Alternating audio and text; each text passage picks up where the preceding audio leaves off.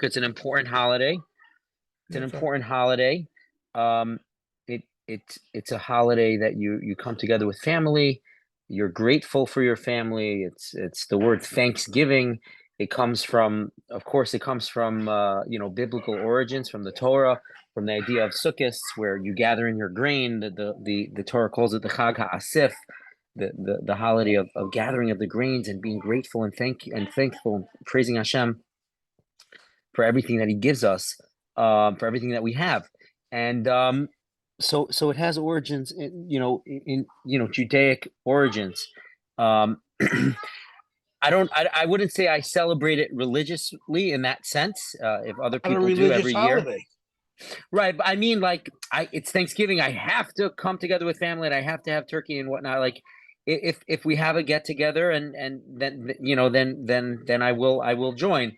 And I think it's good for the country. I think it's an important holiday for the country. It's a family holidays. We have it less and less with technology and everything. People coming together and eating a meal together, not on the phones or anything.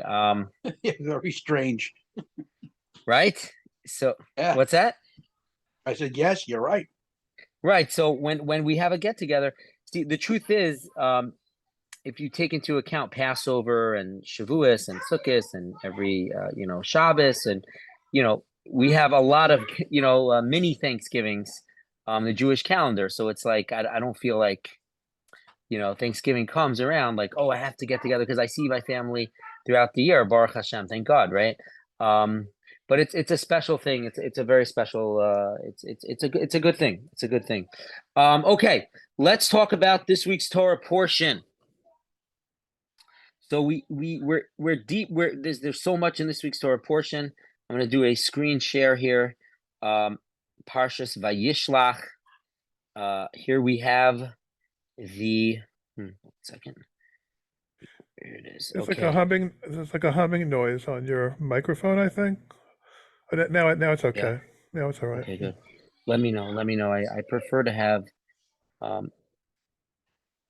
the AirPods, but let me know if it's too much of a distraction. Parshas Vayishlach. I hope everyone could see my screen, right? So we have so the past two portions that we weren't here for. We had the birth of Jacob and Esau, Yaakov and Esav, and last week's Torah portion. You had the whole episode of the narrative of Yaakov, of Jacob, finding a suitable match after spending 14 years of Torah study in the yeshiva Shem Ve'aver. He found a suitable match, and he had to deal 14 years, 20 years in total with his father-in-law, who was a trickster, who was the highest caliber of a ramai, of a huckster and a trickster, Laban.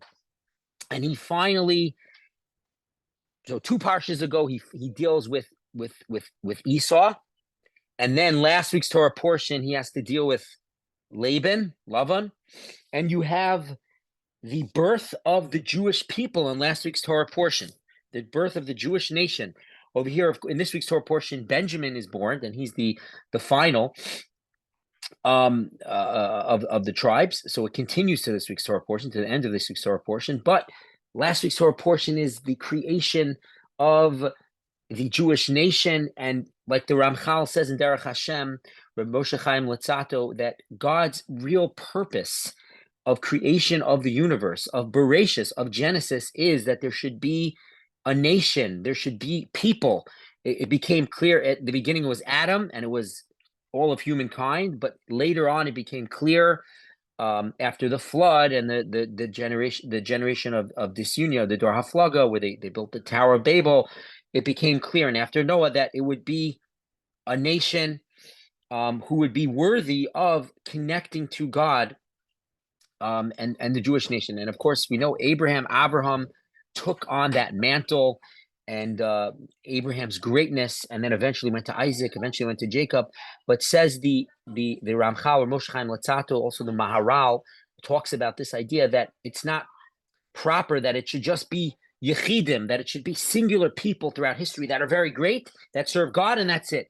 No, there needs to be a nation. There needs to be an entire nation of people that come together, that we serve Hashem, we serve God all together. And that's fitting for creation. And so last week's Torah portion, we have the birth of the Jewish nation, the nation that's supposed to take on that mantle and continue on the ways of our in our spiritual DNA, not just our physical DNA of Abraham, Isaac, and Jacob, but the spiritual. So we have that in last week's Torah portion. And now in this week's Torah portion, we have the finishing up of Jacob with Esau. And here is the grand finale of, right, 2 weeks ago, the Torah portion, Esau, he felt that he was tricked, that Jacob is, Yaakov means Yaakveni. The word Yaakov can mean heel, because when Jacob was born, he was holding onto the heel of Esau. They were twins, right? Jacob and Esau. And he was holding onto the heel, so they called him Yaakov. There was a significance to that. And also it means trickery. So Esau said, no, my brother is a trickster. That's why he's called Jacob. Not because he's holding on my heel. He's a trickster. He stole the blessings from me. The truth of the matter is, as we see all the time, that it was a pretext, really, and it was not true. It was unfounded. We see the origins of anti-Semitism, which we face to this day. Last week's Torah portion, Laban comes and he says, all the work, that it's all mine, everything that you did, it's all mine. You know, that's what happens in the exile. Either where the Jewish people were downtrodden and they knock us down and we, oh, the lowly Jew, or we're lifted up, we succeed, and they say, oh, they're taking all of our things, they run everything, right? No matter what we do with the nations of the world, and we see it with Esau, we see it with Laban, with Lavan, there's always that. They always have this. They look at it and with a hatred. So we had that. Was right, wasn't he? He was not right. He was not right. Wait. Rebecca told him to put on a sheepskin over his arm so he get the blessing. Isn't that correct? So here's how it went down. Isn't that the way? That's how it went down. Beginning of the portion.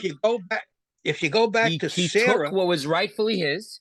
He took what was rightfully Esau's. Isaac was not in on it, in the sense that Isaac had hope for Esau, and Isaac did not know. Seemingly, if you the read of the verses, seemingly it seems like Isaac did not know that Esau sold the rights to the birthright. Okay, so it's a sale. It was a sale. It was a sale. You know, in the beginning of the portion, Esau comes back. If it was a sale, then he wouldn't have had to cheat, right? That's not true.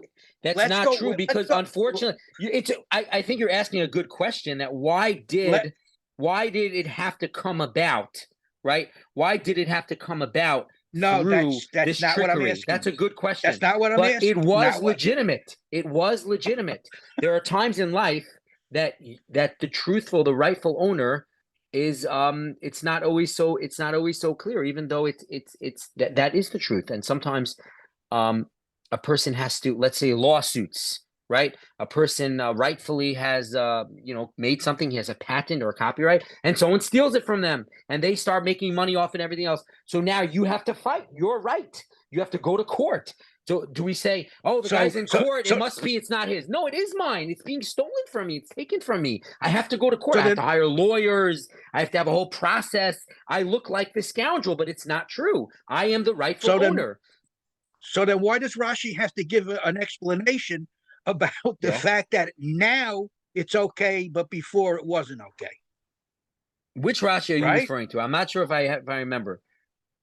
Rashi explained that in Pasha told that Jacob tricked his father Isaac to get the blessing that was intended for Esau. Well, Jacob and his mother might have had a good reason. Jacob still had to disguise himself. But when Jacob is given the name of Israel, then it's okay. Right? Well, also so now you're getting to this week's Torah portion. That's this week's portion. Sorry. You're jumping the gun. I want to go back to Abraham for a minute. Yes. So when Sarah goes to Abraham and tells him that she wants to get rid of Hagar because Ishmael's a bad influence, right? To put it mildly. But God told her to do this. Rebecca is not told by God. She's doing it on her own. This wasn't a message from the Lord, so to speak. Dora had a reason, and that made sense. Here, she liked him better, and she wanted him to get the blessing. She didn't know what was going to happen in the future. It doesn't speak to that anywhere in the No, Torah. she was correct. She was correct because Esau had foregone the birthright. Esau said to himself, "What is the bechor? The birthright before the sin of the golden calf." The right of the firstborn, the right of the firstborn, it was the service in the temple instead of the Kohanim. Unfortunately, the firstborns goofed. They messed up by the golden calf, and it went to Aaron and his progeny. But before Aaron that, did the it same was thing. okay. We were jumping too much. We got to wait for the Go ahead. portions. They're I good questions. They're apologize. all good Next questions. But on a next simple time we're in level, shul, we'll stay Esau for a couple said, of hours. "That's right. I'm all for it. I'm all for it." After the cholent, we'll hash it You out. got it. 100%. Okay. I will say All this right. though. Esau, on a simple level, Esau said, who needs the firstborn? The firstborn, if you do the service in the temple incorrectly, it's a very serious violation. There's Misa B'dei Shemayim, there's heavenly tribunal death penalty. If you're not careful, the Kohanim, the priests had to be very careful. Esau said, who needs this? I don't need this. I'm gonna die from it. You take the firstborn, Jacob. So Esau had what we call selective memory. He had selective memory. He sold the birthright. Now, he sold it for a bowl of lentil soup. When it comes to spirituality, now there's a law in Jewish law. You're not allowed to charge more than a sixth of the value of something, especially objects, right? If you charge more than a sixth of the value, you're ripping the person off. Very broadly, there's whole tractates and chapters in the Talmud about this, but it's a mekachtos. The sale doesn't go through. If you charge way over than the price, you just the whole sale is void. So why is it that Jacob could do such a sale to Esau? Because when it comes to spirituality, it's a different playing field. Spirituality is contingent on a person. It's contingent on their free will. It's contingent on how they value it. Right? There's an idea in the Talmud. It's a bit of a scary idea. If a person feels bad, why all those years I was a good person, I did all those good deeds. Let's say, God forbid, he goes off. Even if a person, we all have highs and lows throughout life. We all have times we're spiritually stronger. We're spiritually, we're having a downside. But we should never think, I regret all the good I did, because the Talmud says that's a dangerous thing, because then a person could lose it. He could lose it, because spirituality is something that is dependent on our deeds, our thoughts, our actions, machshavos. It's not of the physical world. It's a spiritual world.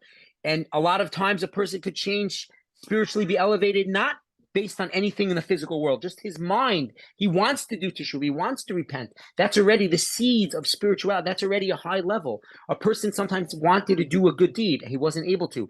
God says, you know what? If you tried your best, it's as if you did it.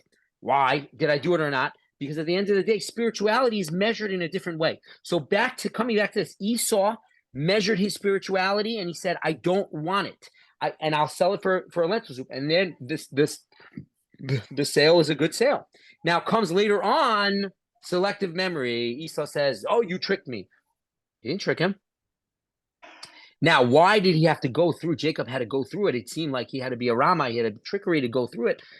That's a good question. Isaac clearly wanted Esau to be part of the picture. He wanted him to be part of it. Esau had potential to be, according to some sources, even greater than Jacob if he would have, because he had a much stronger desire for the negative. So if he would have overcame that, he would have been even higher. Unfortunately, he didn't. And Jacob had to take it. So let's focus on this week's Torah portion. So we hear now all of a sudden, Jacob finishes Laban's house, last week's Torah portion, and Jacob sends angels before him to Esau's brother in the land of Seir, the field of Edom. He charged him, saying, right, he hears the end of last week's Torah portion that Esau is coming with 400 men with him, 400 soldiers, right? 400 of his family.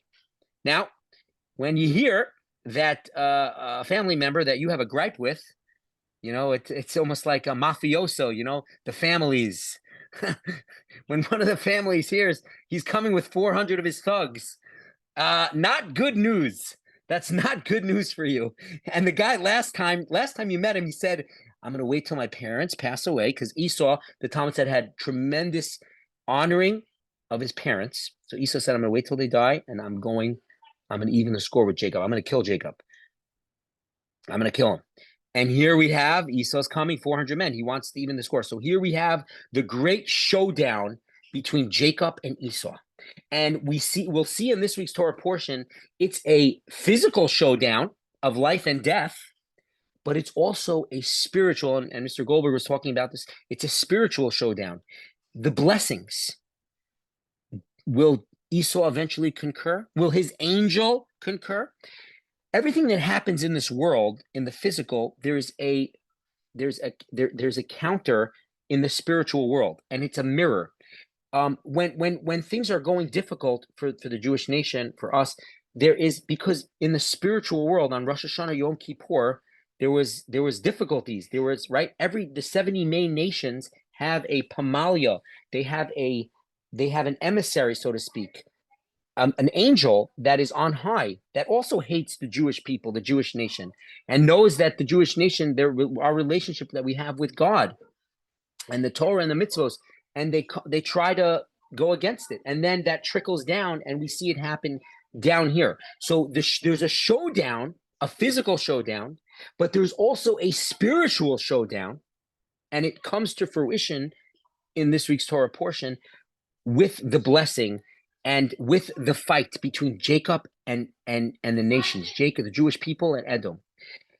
So here we have, so Jacob is sending, he's sending messengers, and he said so shall you say to my lord Esau, so said your servant Jacob. So he's coming to pacify.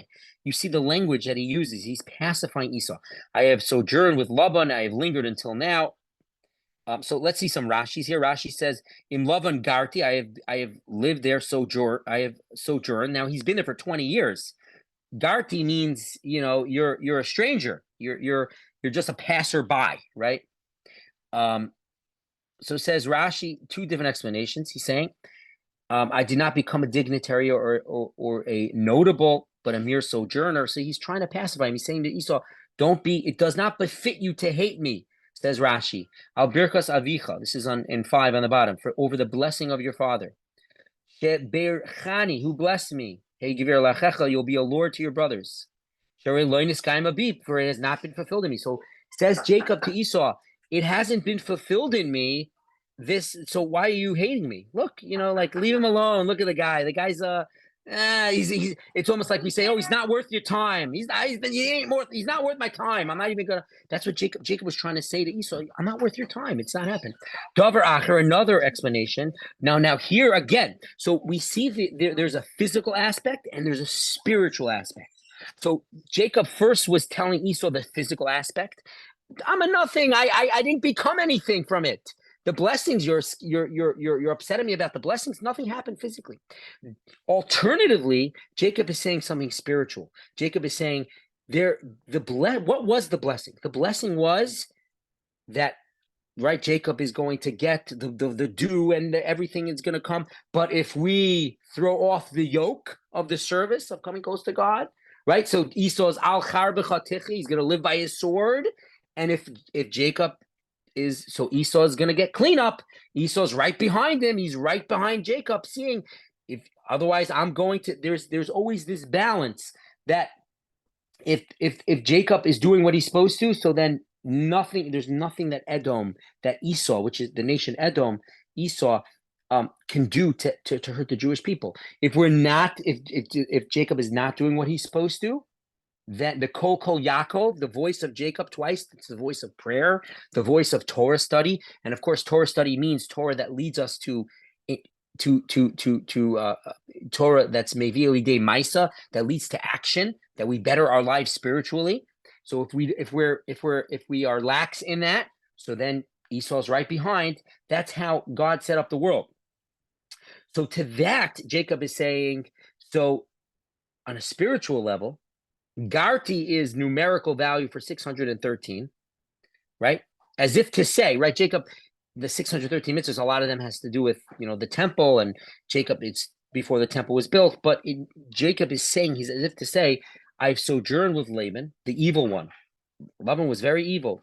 And we know there's a general principle, which is that a person is who you surround yourself with. You are mushpa.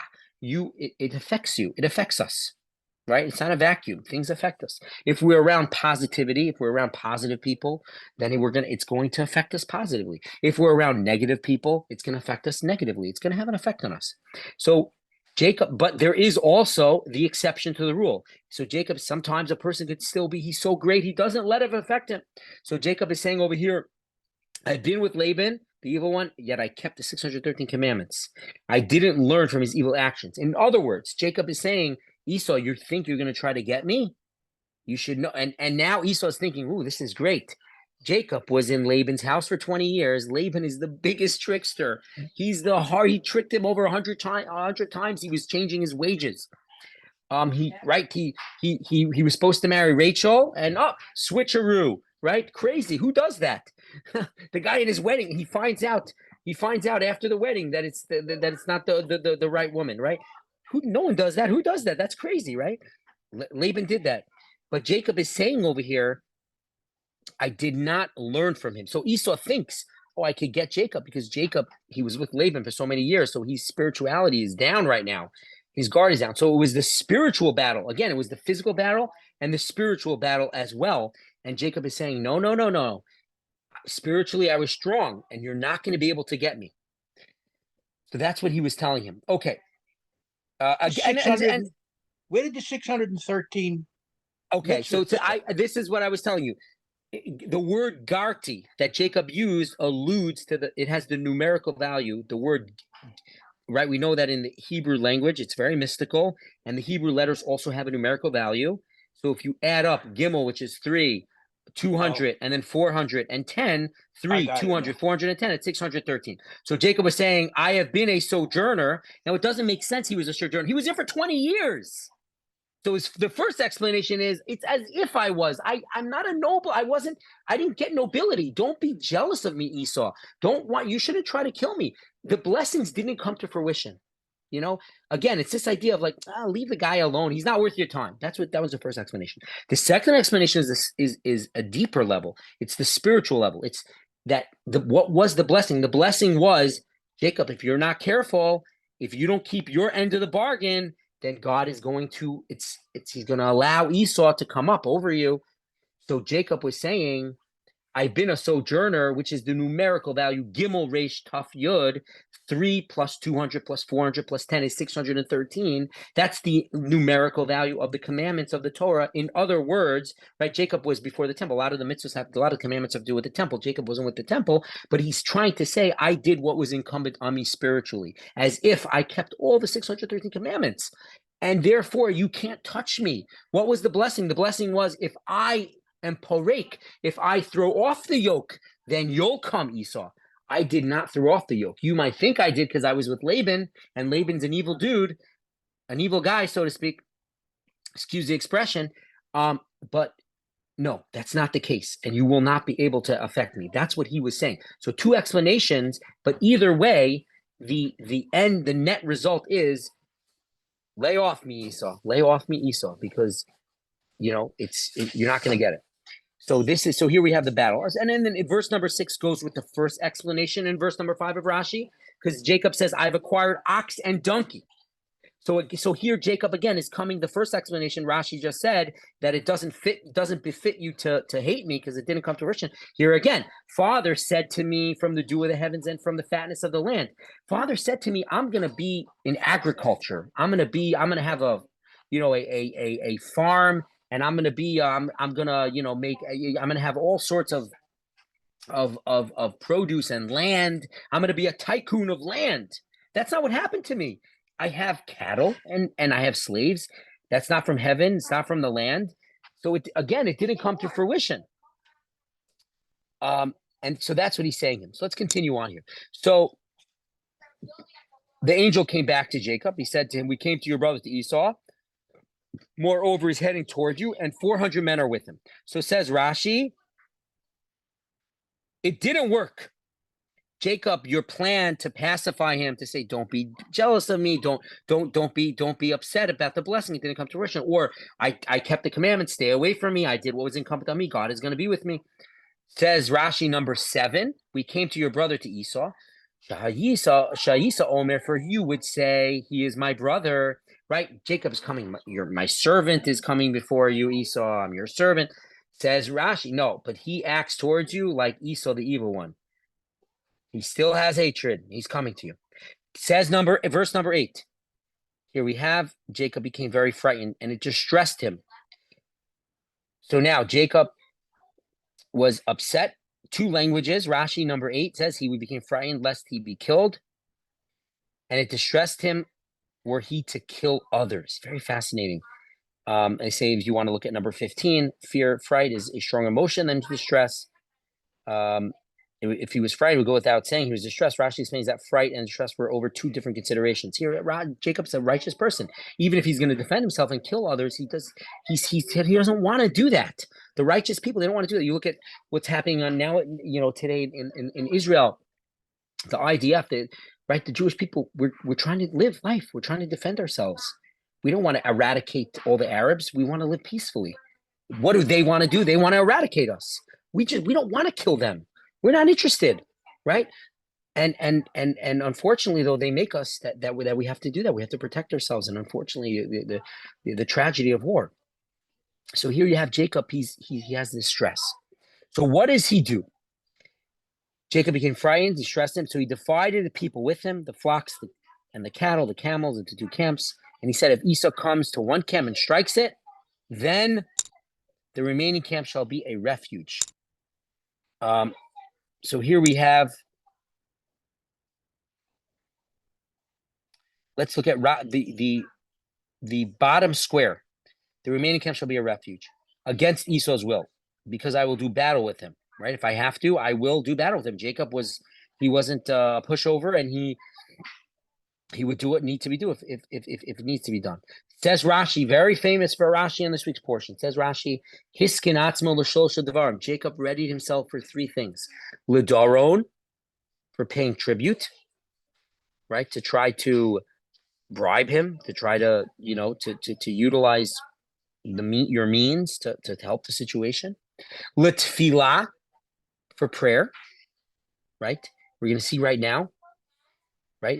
It's not enough to pay tribute. It's not enough to ulamilchamen for war, and war is the third. So it's not enough to rely on miracles. That's for prayer alone. But it's also not enough just to wage war and not pray. We need to do all 3 things. And Rashi brings the verses which backs it up. So here we have the first. So he split up the camps. He prepared for battle. And then Jacob said, Elokei avi Avram, Elokei avi Yitzchak, Hashem omer alai shuv la'aretzecha v'maratcha v'eiti b'leimach. Right, God of my father Abraham, the God of my father Isaac, Hashem, who said to me, return to your land and to your birthplace, and I will do good for you. Katonti, I've been diminished.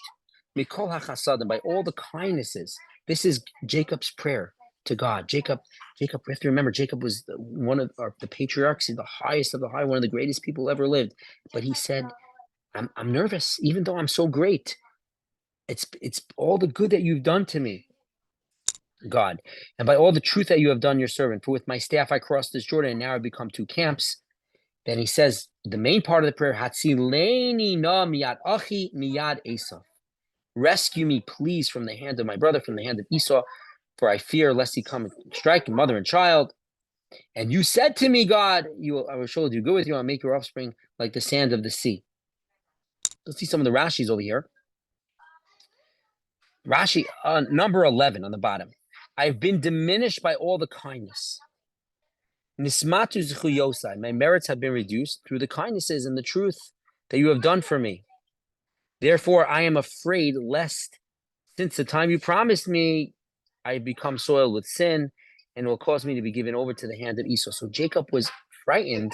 He was concerned that he messed up somewhere, and it's going to diminish his merits.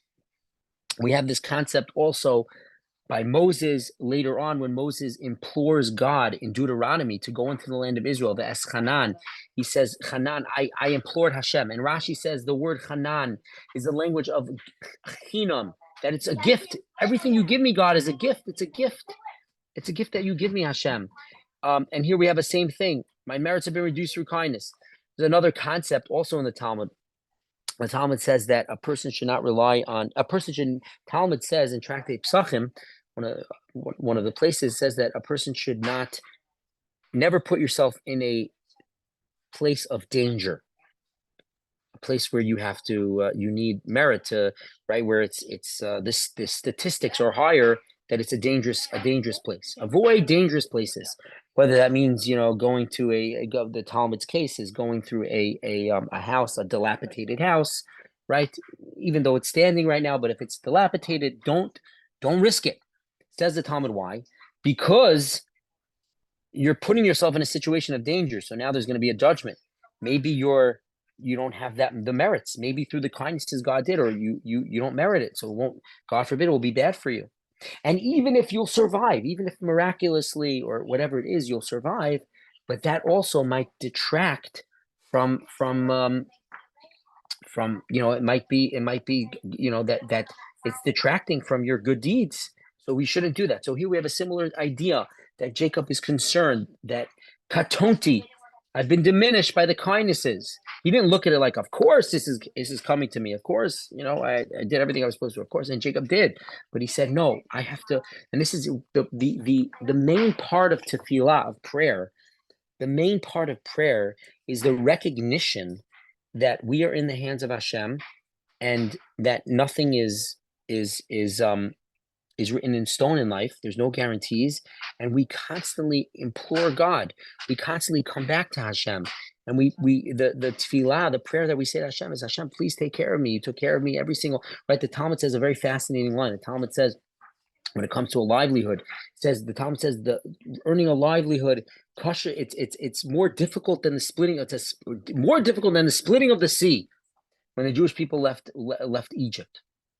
So the Maharal explains that Gemara. What does that mean? It's more difficult to earn a livelihood than the splitting of the sea. Says the Maharal, because on a certain level, the splitting of the sea was a one-time deal. God did this tremendous miracle for the Jewish people, and the sea split. Something went above, not through. He stopped the course of nature, and God made the sea split. But when it comes to a livelihood, that's something every single day we need. We need it. If we had it yesterday, but we need it today. We need it tomorrow. We need it next month, next year. And so prayer is that constant recognition, and that hachna, that submission, lowering ourselves and recognizing all the good that God does for me. And I'm not, who says that, who could say that they're deserving of it? And we recognize and we come, and that's a merit for a person. That person says, Hashem, I'm diminished by all the kindnesses you do for me, just like Jacob is talking.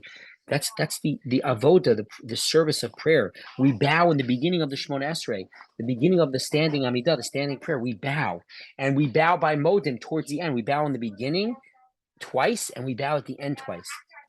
What's the idea of bowing down? The idea of bowing down is having a hachna, having a recognition that we don't bow prostrate all the way to the ground, because that's already, the Talmud says that's already too much. That's like you're on such a high level that you're going to prostrate all the way, like you're deserving. But we do a half bow. We do the bow. We bow down to our spine, and then we go up slowly. And it's this idea that the submission of recognition that Hashem, God is in charge. God is in charge, and that's what we see from that's what we see from Jacob, the katonti, that I've been diminished. And then he says, rescue me from the hand of my brother, from the hand of Esau.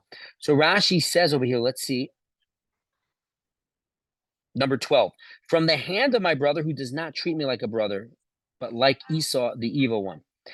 There's some commentaries that explain this verse very beautifully. They say that he says this double language. Jacob is praying, rescue me from the hand of my brother, from the hand of Esau.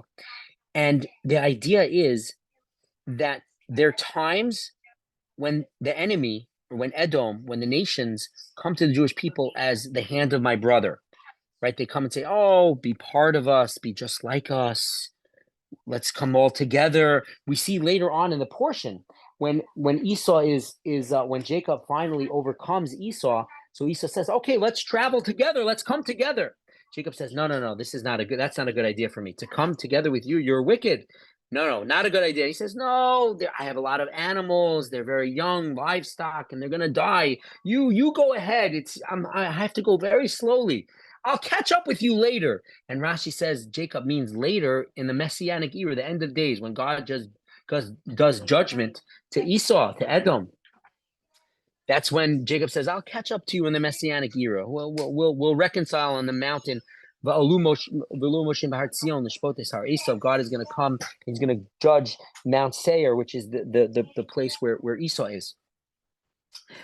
So Jacob kept his distance. So from the hand of my brother, represents this idea. We need God rescue me if he pretends to be, or even if he means it, but it's going to be bad for me spiritually if we're together. And so rescue me from that.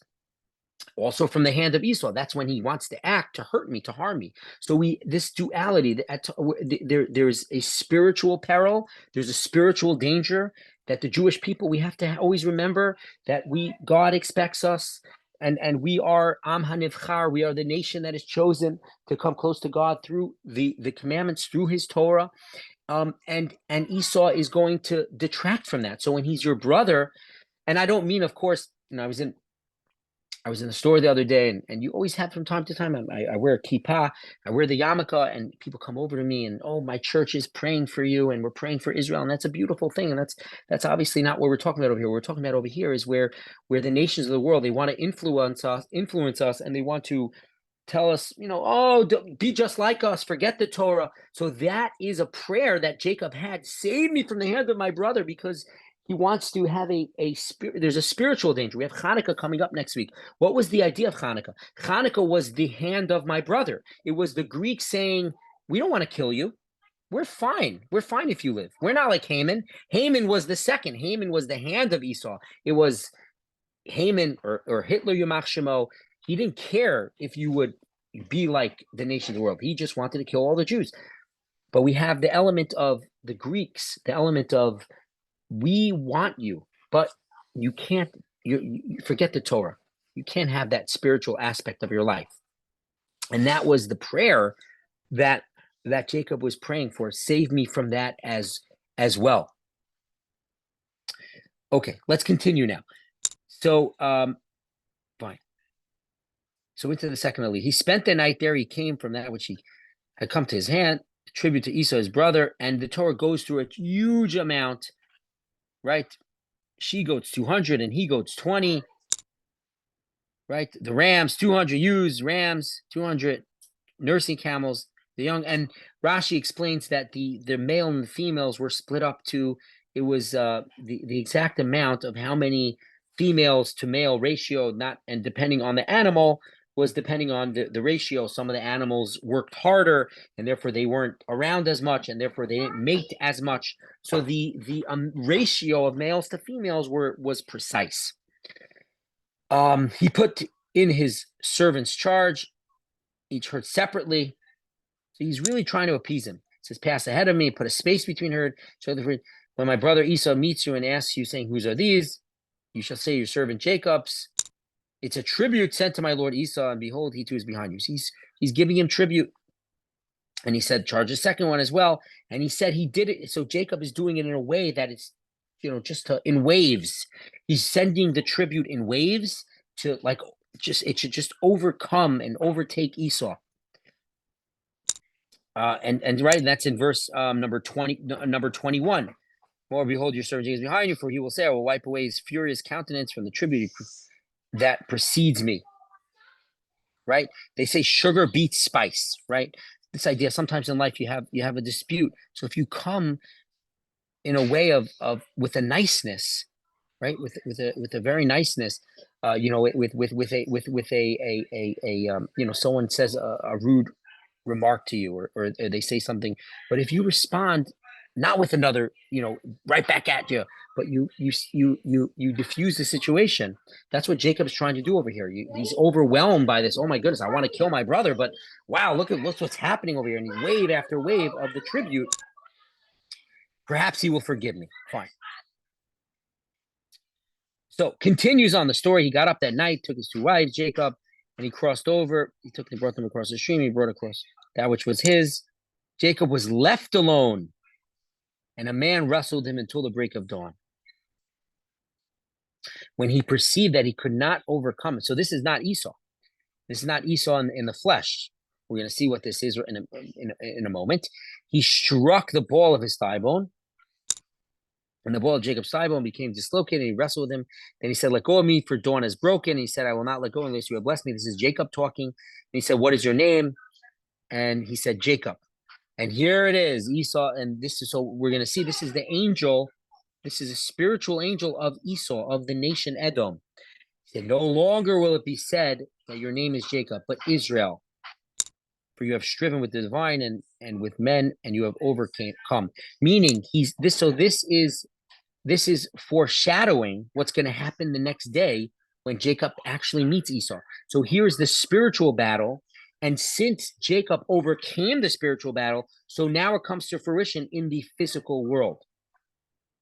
But it's really up on high that battle first takes place. Like we said, Rosh Hashanah, Yom Kippur is a day of judgment. And then the things that happen there, it comes to fruition. That's why it's such a holy and special time and a serious time. It comes to fruition. Of course, our prayers help. The Talmud says in Rosh Hashanah, before judgment, after judgment's done, prayer can change things. Prayer can help. Actions can help situations. But nevertheless, so here you have Jacob wrestling with the angel of Esau. So fine. A couple of points of it. Let's see some of the Rashis here.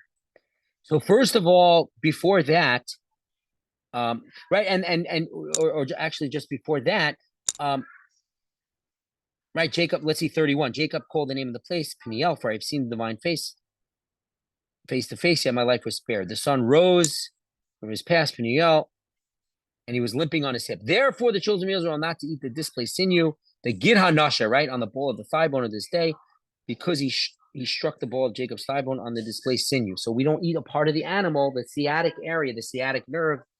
Usually it's around where the the T-bone steak area, whatever that cut is. It has in kosher meat, there is someone who's called a naker, someone who removes that area of the meat, making it kosher. That part of the back hind leg, that area of the cattle. There's a fascinating Chizkuni, one of the Rishonim, one of the earlier commentaries. He says that you have over here Jacob is injured, he's limping, and he was healed, but the sun rose, it healed him, but he was limping and he got hit. Says the Chizkuni that, and therefore we have this prohibition not to eat from a certain part of the sciatic nerve of the animal. Says the Chizkuni, because the children of Jacob, right, they messed up. The verse says Jacob was left alone. Says the Chizkuni, why was he left alone? That was a mistake. Jacob's children should not have left him alone. And the fact that they left him alone was a mistake. Rashi says, let's see, Rashi, Jacob was left, says Rashi 25, V'yivaser Yaakov, Shachach Pachim Ketanim, he forgot some small jars and he went back for them. From here we see that the righteous treat their property with care so that they should not send forth their hands at theft. Very fascinating. Rashi saying over here that a righteous person is careful with his expenditures and his property, so he shouldn't have to rely on others, charity, or worse than that, theft. So the righteous they're exceedingly careful. It's a very fascinating lesson that we see from Jacob.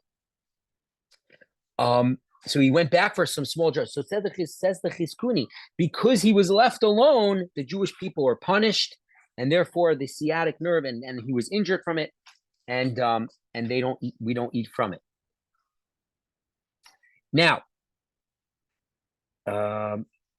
Okay, Rashi says where it was that he got hit. The ball, by his thigh, the thigh bone became dislocated. So let's see a few Rashis over here. Let's see 27. So the angel said, "Dawn is broken. Let go of me, release me." Right? But Rashi says, "I must recite song by the day." The angels recite song.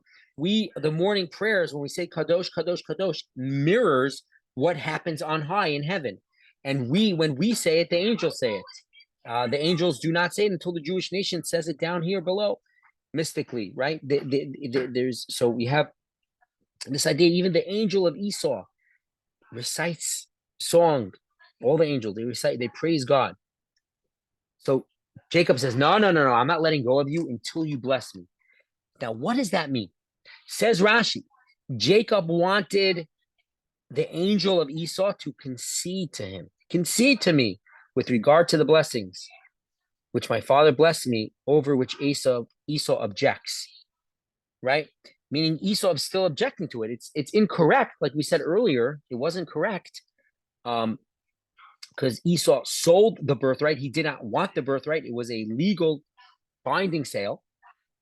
Because like we said, it was a spiritual matter, and the value of spirituality is contingent on how you look at it, right? And a person and that's a tremendous gain, or it could be a loss. In Esau's case, it was a tremendous loss for him.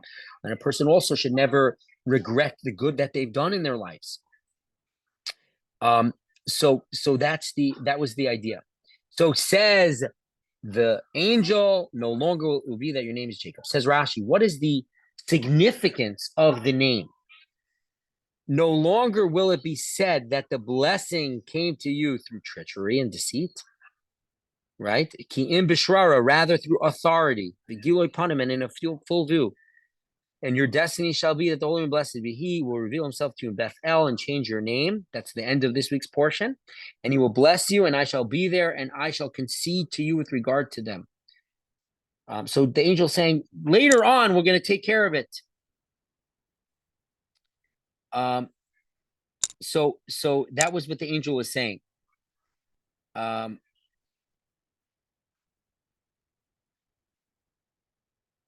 Right, continues here. The angel cried and he appealed to Jacob. Right, he says, right, let go of me. How do you appeal to him? He said, so the angel of Jacob is trying to appeal to him. He's saying, at Bethel, God is going to change your name. I'll be there and I will concur. Give me time until we speak to us there. It says Rashi, V'lo ratza Yaakov. Jacob did not want to wait. Jacob didn't. When it comes to matters of spirituality, right? What does it say in Pirkei Avos, in Ethics of Our Fathers? Al Tomar, don't say, right? It was Hillel who says this. Don't say, when I have the time, I'll learn Torah, I'll do mitzvos. You won't have the time. The evil inclination will, right? Until we see a similar thing. Jacob said, no. We got to settle the score right now. Don't tell me when matters of spirituality, a person cannot wait. You have to strike while the iron is hot. While you have the inspiration to do something good then. Don't wait later on, because then it cools off, and then a person loses the momentum, and then it won't have that same level of success. And so that's what we see from here. Jacob did not wait, and against his will, the angel conceded to him regarding the blessings, and this is what is implied. He blessed him there. For he appealed to him to give him time, but he did not want to. Jacob said, no, I am not giving you time. When it comes to spirituality, it's got to be now. You don't push it off. Ushmartem es hamitzvos, it says in Exodus, the verse says, by the matzos, which the exegesis of that is guard the commandments, not just guard the matzos. The simple explanation, guard matzos, guard the Passover matzos, that they don't become bread. They leaven after 18 minutes, right? Or it comes into contact earlier, it can even happen earlier. So you have to guard it so that it's kosher for Passover. But the exegesis of that, the drash, it's expounded. It's the same letters, matzos to mitzvos, if you just change the vowelization. And we know that this Torah scroll does not have vowelization. So it's also read shmartem es mitzvos, guard the mitzvos. Guard the mitzvos when they come our way. We have to take care of them, do them. Don't push it off. Don't wait till later because it won't happen. So we see that tremendous lesson by Jacob here as well. And so here the angel is saying, overcome them. You've overcome Esau. And the angel says, I don't have a fixed name. Our names change. It's according to the command, the task of our mission upon which we are sent, which is in contrast to human beings. Our names represent what our tafkid, our purpose in the world. Angels don't have that. Angels' names change constantly. Our names and the names that our parents give us are divinely inspired when our parents give us names, and it represents about us and about our purpose, what we're in this world for. Okay, let's skip a little bit. So here we have chapter 33, verse number 1. Jacob raised his eyes and saw, and behold, Esau was coming, 400 men, divided the right. Fine, he put the handmaids and the children first, and Leah and the children later, and Rachel and Joseph last. And he saved the ones closest to him for last. He went on ahead and bowed 7 times till he reached his brother. Right? Okay. Esau ran towards him and he embraced him. He fell upon his neck and he kissed him, and they wept. And if you look at the Hebrew on verse 4, Daled, right before the 2 dots, it says Vayishakeu vayibchu. So there's dots on top of, and he kissed him. And those dots are also found in the Torah scroll. There's no vowelization in the Torah scroll, but at times there are dots. And here is one of them. There are dots on top of this word. Now, what is the significance? So Rashi says it's a dispute in the Medrash, what these dots are doing here. Says the number 4. So let's first see the first one. He embraced him. So Esau's embracing Jacob. He's got 400 men with him, 400 thugs, but he's embracing him. Change of heart. And again, it was because the angel came, and there was that moment where it was decided on high that the angel of Esau is going to concur and going to submit to eat Jacob, and then the next day you have it in real time in the physical world as well. Esau's mercy tumbled forth when he saw Jacob bowing with all of these bows. He kissed him. So says the Rashi, there's those who disagree on the matter, and the Bryce and the Sifri, that's the Medrash. There's those who expound this dotting as saying that he did not kiss him with all his heart. It was a fake kiss. He really hated him.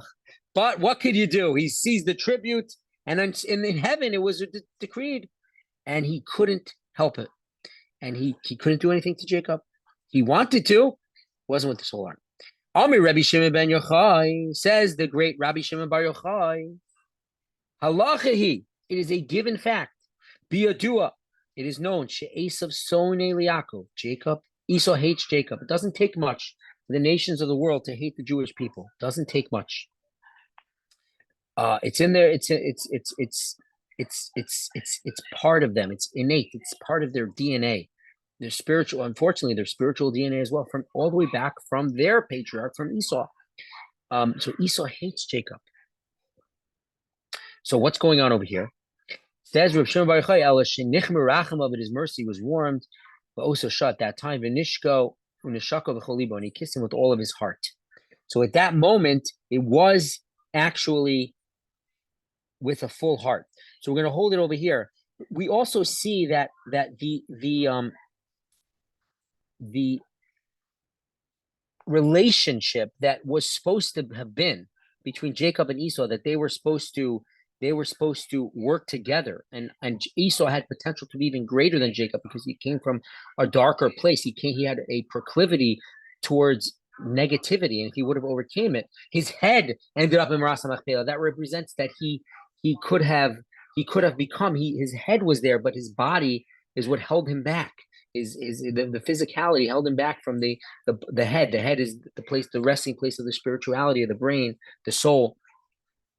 So we do see throughout history, though, that there's certainly the righteous of the nations of the world, even from Esau. The classic case, which Rashi brings in Parshas Toldos 2 weeks ago, is Rebbe and Antoninos. Rebbe Yehuda Hanasi, Judah, the leader, the prince who led the Jewish people after the destruction of the Second Temple, and he redacted the Mishnah, which was a tremendous undertaking. And he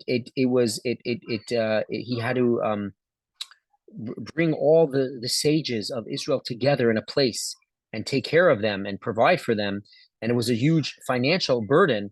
He had a relationship with the Emperor of Rome, Antoninus, a secret relationship with him, and they were extremely close. And Antoninus facilitated and helped Rebbe record the Mishnah.